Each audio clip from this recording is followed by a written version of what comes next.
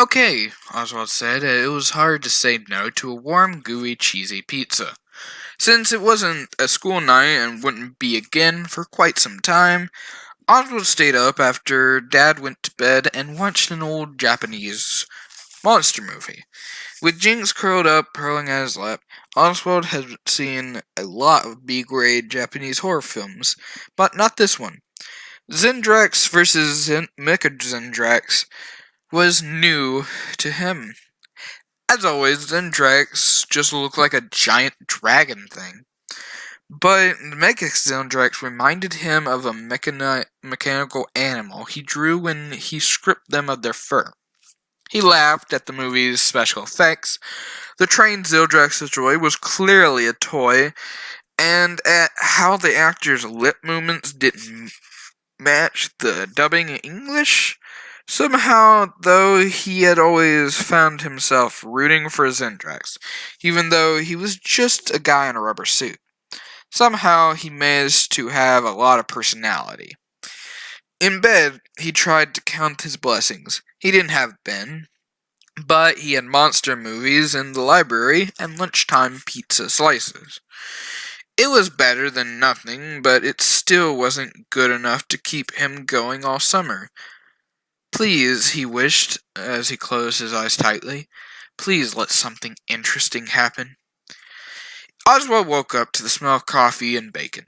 The coffee he could do without, but the bacon smelled amazing. Breakfast meant time with his mom. Often the only time he got with her until the weekend. After one necessary stop, he hurried down the hall to the kitchen. Well, looky here. My rising sixth grader has risen. Mom was staring over the stove with her fuzzy pink bathrobe, her blonde hair pulled in a ponytail, flipping. Oh, yum! Were those pancakes? Hi, Mom. She opened her arms. I demand a morning hug. Oswald sighed like it annoyed him, but he went over and hugged her. It was funny. With Dad, he always said he was too old for hugs, but he never turned down his mom's open arms. Maybe it was just because he didn't get to spend much time with her during the week. While he and his dad spent so much time together, they sometimes got on each other's nerves. He knew Mom missed him, felt bad for having to work through long hours, but he always knew that since Dad's job was at the snack shack was just part-time, Mom's long hours were mostly the reason the bills were getting paid. Mom always said the adult life was a fight between time and money. The more money you earn to spend on bills and necessities, the less time you get with your family. It was a difficult balance. Oswald sat on the table and thanked his mom when he poured her apple juice. First day of summer break, huh? Mom went back to the stovetop, scooping a pancake with her spatula. Uh-huh. He probably should have tried to sound more enthusiastic, but he couldn't muster the energy. She slipped the pancake onto his plate, then served him 2 strips of bacon. Not the same without Ben, huh? He shook his head. He wasn't going to cry. Mom ruffled his hair. I know it's a bummer, but hey, maybe a new kid will move to town. Oswald looked at her hopeful face. Why would anybody move here? Okay, I see your point, Mom said, pulling on another pancake. But you never know. Or maybe someone cool already lives here. Somebody you don't even know yet. Maybe, but I doubt it. Somebody, Oswald said. These pancakes are great, though. Mom smiled and ruffled his hair again. Well, I got to get going for me anyway. Do you want more bacon? If you do, you better grab it before your dad gets here and vacuums it all up. Sure. It was Oswald's personal policy never to refuse more bacon. The library was actually kind of fun. He found the latest book in a science fiction series he liked in the manga that looked interesting. As always, he had to wait forever to use the computer because they were all taken by people who looked like they were no place to go Men with straggly beards wearing layers of rotten clothing, two thin women with sad eyes and bad teeth. He waited for his turn politely, knowing that some of these people used the library for shelter during the day and then spent the night on the streets. Jeff's pizzas were weird as he remembered. The big empty space beyond the booths and tables was like a dance floor, where no one danced. The walls were painted a pale yellow, but they were must have been cheap painted or only one coat because shapes of whatever had been on the walls before were still visible. It had probably been some kind of mural with people or animals, but now it was just shadows behind a thin veil of yellow paint. Oswald sometimes tried to figure out what the shapes were, but they were too blobby to make out. Then there was a stage that never got used, standing empty but seamlessly waiting for something. Though a feature even weirder than the stage laid at the back right corner. It was a large rectangle bin surrounded by yellow netting, but it had been roped off with a sign that said, "Do not use." The pin itself was filled with red, blue, and green plastic balls. It had probably been barely colored once they were now faded and fuzzy with dust. Oswald knew that the ball pits had been popular features in Kitty's playlands, but had largely disappeared before of concern about hygiene. After all, who was going to disinfect these balls? Oswald had no doubt that if a ball hit was still been popular when he was little, his mom wouldn't have let him play in one. As a licensed practical nurse, she was always happy to point out places she found to be germy in playing. And when Oswald would complain that she never let him do anything fun, she said, "You know what's not fun? Pink eye." Except for the empty stage in the ball pit, the strangest feature of Jeff's Pizza was Jeff himself. He seemed to be the only person who worked there, so he both took orders at the counter and made the pizza. But the place was never crowded enough for the place to be a problem. Today, like other days, Jeff looked as if he wasn't spelt in a week. His dark hair was sticking up in weird places, and his alarming bags under his bloodshot eyes. His apron was stained with both recent and ancient tomato slices. "What can I get you?" he asked. Oswald sounded bored. "A cheese slice and orange soda, please," Oswald said. Jeff stared off into the distance as though he had to think for a while if the request was a reasonable one or not. Finally, he said, "Okay, $3.50. One thing you could say about Jeff's pizza slices, they were huge. Jeff served them on flimsy white paper plates that were soon stained with grease, and corners of the triangles would always lap over the plate's rim. Oscar settled into the booth with a slice of soda. The first bite, the tip of the triangle, was always the best. Somehow the proportions was always the flavors in that bite were perfect. He savored the warm, melty cheese, the tangy sauce, and the pleasurable, greasy crust. As he ate, he looked around at a few other customers. A pair of mechanics with oiled chains to place had folded up their pepperoni slices and were eating them like sandwiches. A table full of office workers clumsily attacked their slices with plastic forks and knives, so they wouldn't drip sauce on their tie and blouse. Oswald guessed.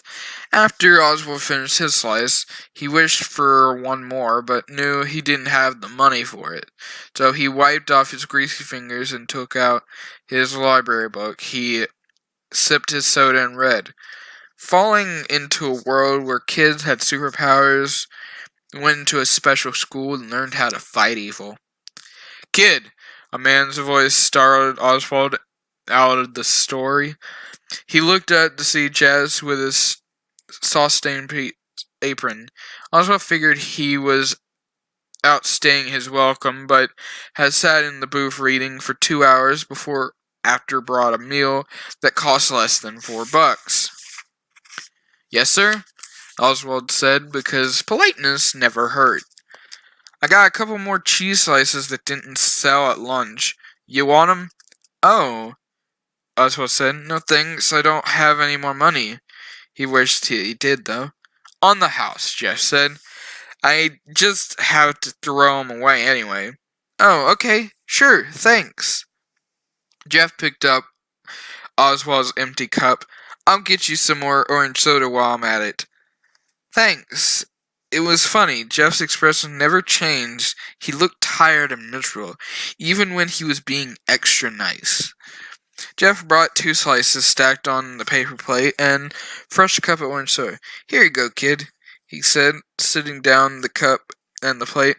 Thank you. Oswald wondered for a minute if Jeff felt sorry for him.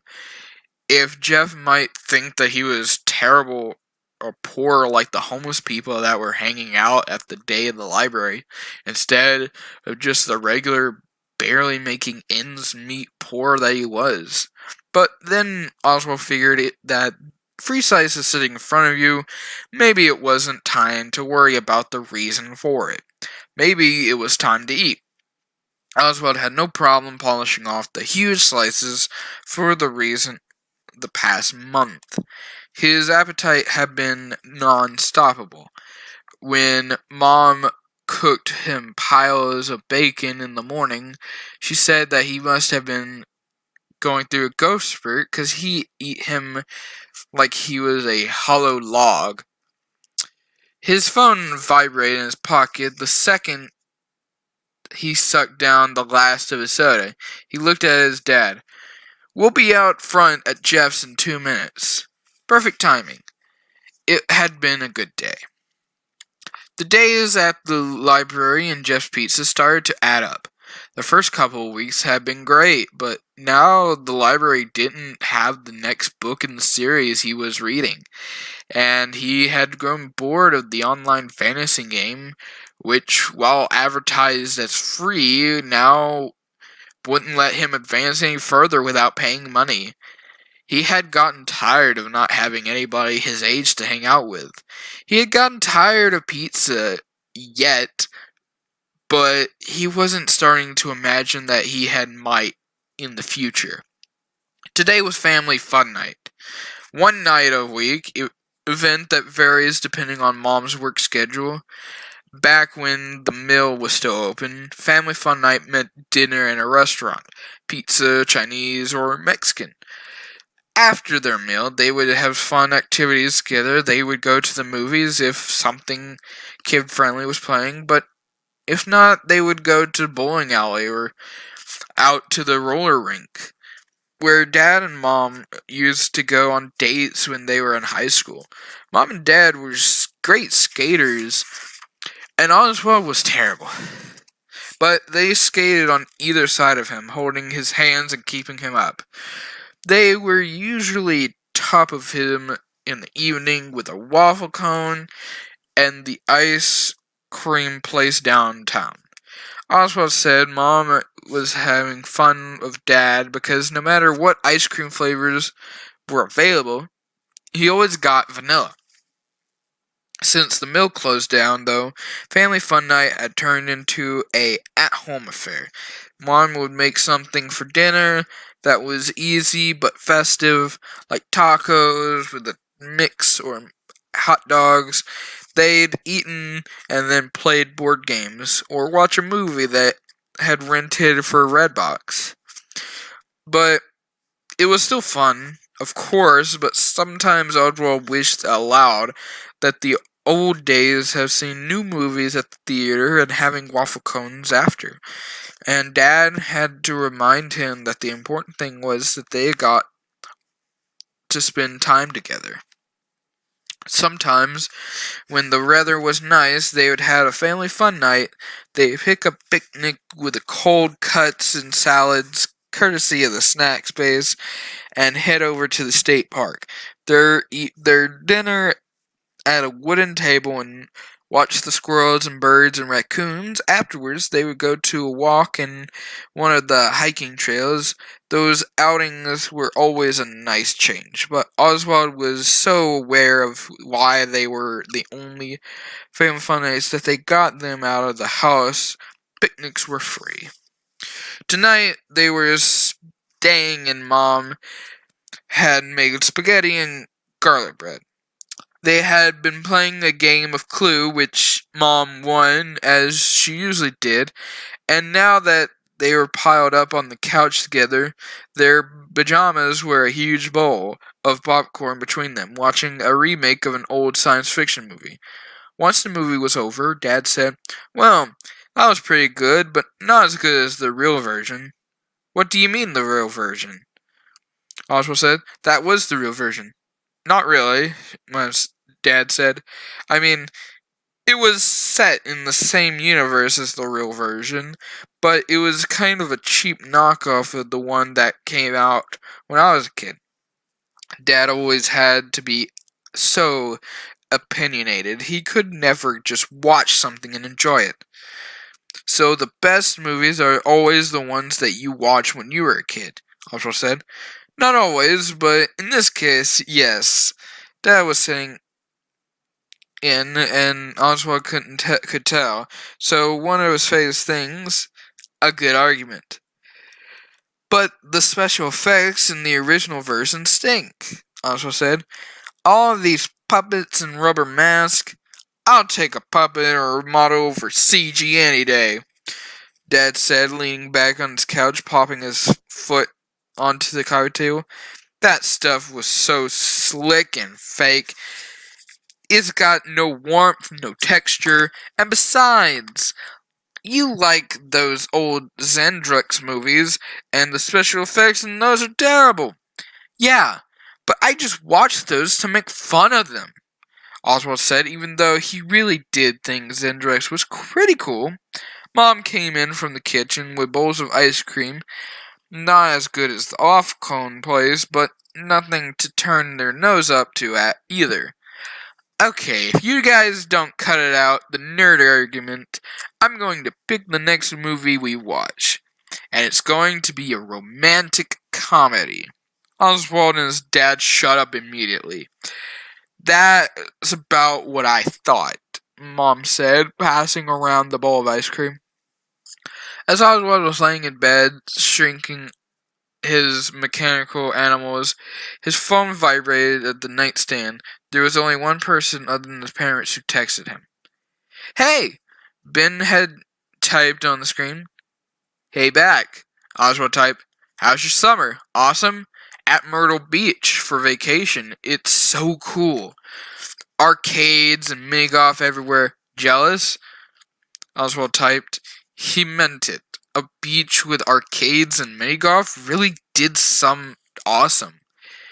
"Wish you were here," Ben typed. "Me too. How's your summer?" "Okay," Oswald texted. He briefly attempted to make his summer sound cooler than it was, but he could never lie to Ben. "Been going to the library a lot, lunch at Jeff's Pizza. That's all." It did sound pathetic compared to a family trip to the beach, he texted. "Pretty much, yeah. I'm sorry," Ben texted, and then, "That pizza place is creepy." They chatted a while longer and thought Oswald was happy to hear from Ben. It was also sad that his friend was so far away, having such a great time without him. Monday morning, and Oswald was in a bad mood. Even his mom's pancakes didn't help. In the car, Dad turned up the radio too loud, and some stupid song about a tractor. Oswald reached for the knob to turn it down. "Hey, dude, driver peak some music. You know that," Dad said. He turned the off song back up even louder. "It's bad music," Oswald said. "I'm not trying to save you. I'm trying to save you from yourself." Well, I didn't like those video game songs you listen to, Dad said, but I don't just barge into your room and turn them off. Yeah, Oswald said, but I didn't force you to listen to them either. Dad turned the radio down. What's with your attitude, son? Whatever is bothering you? It's not just that I like country music.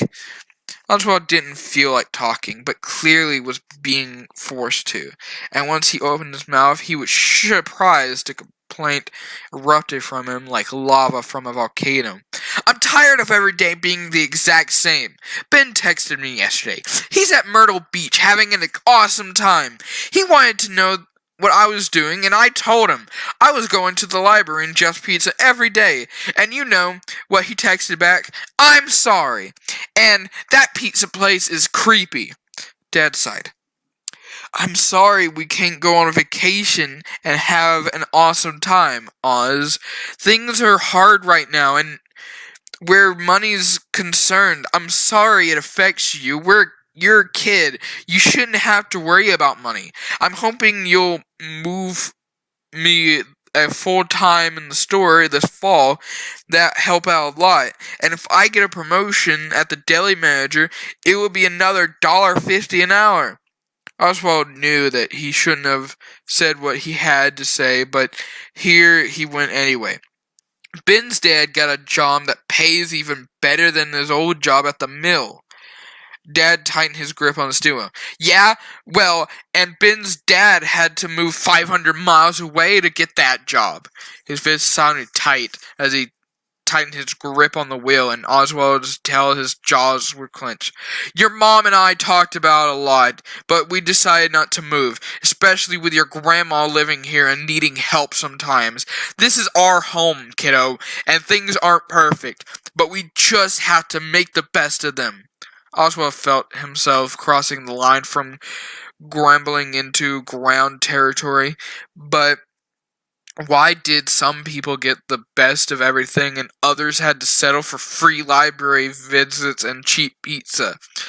And so every day you toss me out on the streets like garbage. If this was the best of things, you would hate to see the worst. Now, son, don't you think that that's a little dramatic? Oswald didn't stick around to hear the rest of his dad's criticism. He got out of the car and slammed the door. His dad sped away, probably glad to get rid of him. Just as he predicted, the library still didn't have any books. He wanted to flip through a few magazines, the kind with erotic jungle animals, which he usually liked, but they weren't doing much for him today. When he turned to come for a computer, he put his earbuds and watched some YouTube videos, but it wasn't good enough to mood to laugh. At lunchtime, he sat at Jeff's Pizzas with a slice and a soda every day, a cheese slice. If his dad wasn't so stingy, he'd given him another $1 so he could have a pepperoni or sausage. But no, it had to be the cheapest pizza you could get. Sure, money was tight, but really, was another $1 a day going to break the bank? Looking around the place, Oswald decided Ben was right. Jeff's Pizza was creepy. There were these shadowy paint over figures on the walls and dusty abandoned ball pits, and when he thought about it, Jeff was kind of creepy too. He looked 100 years old, but it was probably just 30, with heavy laid bloodshot eyes, the stained apron, and the slow speech movement. He was like a zombie pizza chef. Oswald thought as an argument with Dad that morning. Soon, Dad would be texting him, expecting him to come out to the car. Well, today was going to be different. Dad would have to come to him to find him. There was one perfect place to hide. Oswald was going into the pit. The pit was pretty gross, really. Obviously untouched for years. The plastic spears were covered in a gray, fuzzy dust. But hiding in there would have been great prank on his dad. His dad, who would always drop him off and pick him up like somebody's dry cleaning, would actually had to get out of the car and make an effort for the change. Oswald wouldn't make it easy for him either. Oswald took off his shoes. Yes, the ball pit was disgusting, but at least getting into it would make his day different from all the other days that would come before it. He climbed into the pit and felt the balls parting to make room for his body. He moved his arms and legs into the little lake swimming pool like was swimming in the dry plastic spears. He found his footing at the bottom of the pit. Some of the balls were strangely sticky, but he tried not to think about why. If he was going to trick his dad, he was going to have to go all the way under. He took a deep breath and went under to jump into a swimming pool and fell to his knees, but him up to his neck, wiggling around so he could sit on the pit's floor, but his head under too. The balls spread apart far enough so he can breathe, but it was dark and made him feel claustrophobic. This place stank of dust and mildew. Pink eye, he could hear his mother's voice saying. You're going to get pink eye. The smell was really getting to him. The dust tickled his nose. He felt a sneeze coming on, but couldn't move. His hand, though the spear fast enough to reach his nose and muffled it. He sneezed 3 times, each one louder than the one before. Oswald didn't know if his dad was looking for him yet, but if he was, the sneezing ball pit was probably giving away his location. Besides, it was too dark, too gross in there. He had to come out for air. As he rose, his ears were assaulted by sounds of beeping electronics and yelling and laughing kids. It took a few sounds of his eyes to adjust for the darkness of the pit into the brightness of now surrounded him. The flashing lights and the vivid colors. He looked around and muttered, Toto, I don't think we're in Kansas anymore. The walls were lined with shiny arcade cabinets housing games he had heard his dad talk about from his own childhood. Miss Pac-Man, Donkey Kong, Frogger, Cubert, Galaga. A neon light claw machine displayed the plush blue elf-like creature and a yellow cartoon cat. He had looked down at the pit and realized he was surrounded by little kids wailing in strange cleaning and now brightly colored plastic orbs. He stood over the preschoolers like a giant. He stepped out of the pit to find his shoes were gone. Standing in the carpet were Sock's feet. He looked around. There was lots of kids his age and younger, but there was something different about them. Everyone's hair was styled and fluffy. The boys were polo shirts and colors lots of guys weren't getting caught dead in, like pink or aqua. The girls' hair was almost unbelievable big, with bangs that stood out on their foreheads. They wore pastel-colored tops that matched their pastel-colored shoes. The colors and the lights, the sounds, it was sensory overload. And what was that music? Oswald looked around to see what was coming from. Around the room was a small stage. A trio of animatronic animals blinked with their big blank eyes, opened and closed their mouths, and pivot back and forth in sync. With a jangly, annoying song. There was a brown bear, a blue rabbit with a red bow tie, and some kind of bird girl? They reminded Oswald of the mechanical animals he had caught himself drawing lately. The difference was that he would never decide if the animals in his drawings were cute or creepy. These were creepy. Strangely, though, the dozens or so little kids surrounding the stage didn't seem to think so. They were in birthday party hats and pictures of characters on them and dancing and laughing and having a great time. When the smell of pizza hit Oswald's nose, he understood. He was still in Jeff's Pizza, or more accurately, what Jeff Pizza had been before Jeff took over. The ball pit was new and not roped off. All the outlets on the walls had arcade games plugged into them, and He turned around to face the left wall, and the shape of the shadow on the wall of Just Pizza, a mural of the same characters. Performing on stage, the brown bear, the blue rabbit, and the bird girl below their faces were words, Freddy Fazbear's Pizza. Oswald's inside turned into ice water. He had this happen. He knew where he was, but he didn't know when it was and how he got there. Somebody bumped into him and he jumped more than normal since he felt physically contact.